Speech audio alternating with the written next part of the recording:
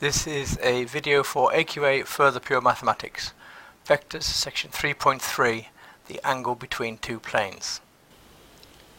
The diagram shows that the angle between the planes, theta, is clearly going to be the same as the angle between the normal vectors to the planes, n1 and n2. Now that gives us a way then of finding theta, because we know that the angle between two lines can be found using the dot product, and then cos theta is equal to a dot b divided by the modulus, or the length of a and the length of b.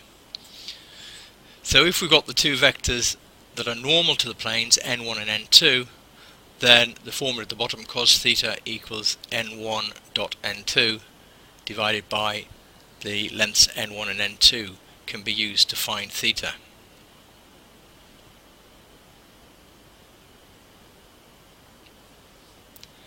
So here's an example where we've got the planes in their Cartesian form.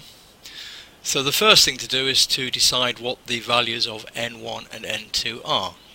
So if we call the first one here pi 1, then we can see that the normal to pi 1, n1, is the vector 2, negative 3, 1, and the normal to pi 2, the second plane, is 5, negative 2, negative 4. Remember that the coefficients of x, y and z give you the elements in the vectors of the normals. We can find the length of those two vectors using extended Pythagoras' theorem, so that the length of n1 is the square root of 2 squared, negative 3 squared and 1 squared, and that's 14, so length of n1 is the square root of 14, and in a similar way the length of n2 is the square root of 25 plus 4 plus 16, and that's 45, so the square root of 45.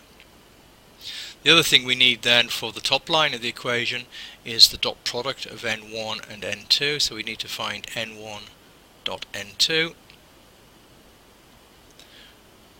which is 2, negative 3, 1, scalar product with 5, negative 2, negative 4, and that's equal to 10 plus 6 minus 4, so a value there of 16 minus 4 is 12.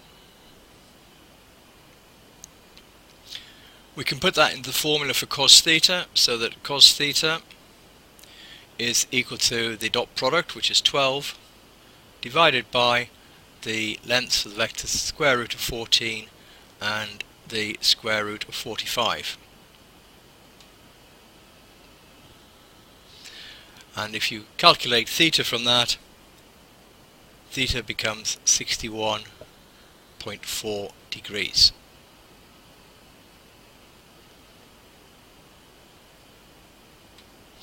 So there it is written out on the slide.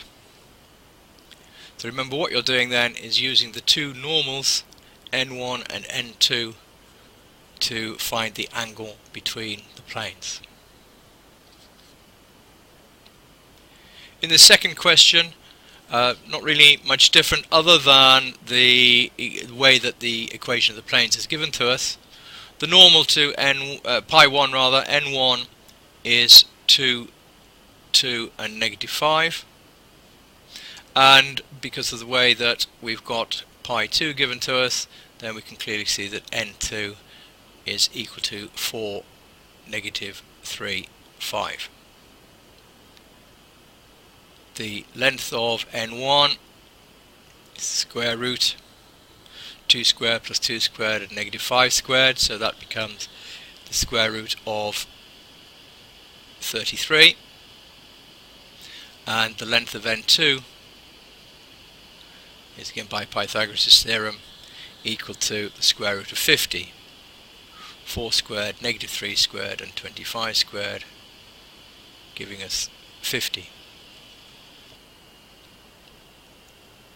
The dot product n1 dot n2 is 2 to negative 5. Scalar product of 4, negative 3, 5. And that's equal to 8 minus 6 minus 25. So we've got 8 minus 6 minus 25.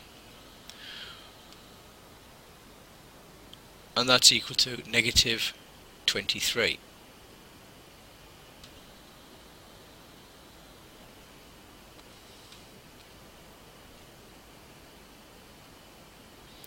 So therefore, this time we get cos theta is equal to the dot product, negative 23, divided by square root of 33 and the square root of 50.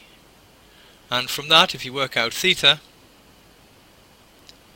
we get that the answer to be 124.5 degrees.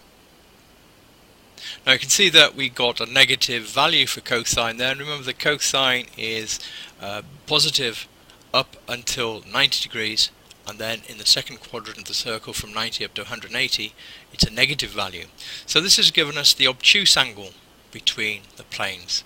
So to work out the acute angle, which we've been asked to do, the acute angle will be given by 180 degrees minus this. So 180 degrees minus 124.5 gives us an acute angle of 55.5 degrees. So you just need to remember then, if you're asked for an acute angle in a question and your calculations produce the obtuse angle, then you need to subtract from 180 degrees to get the acute value. The rest of the process though is exactly the same as before. Well, that's the end of this video on the angle between two planes. In the next one we'll be looking at the intersection between two planes.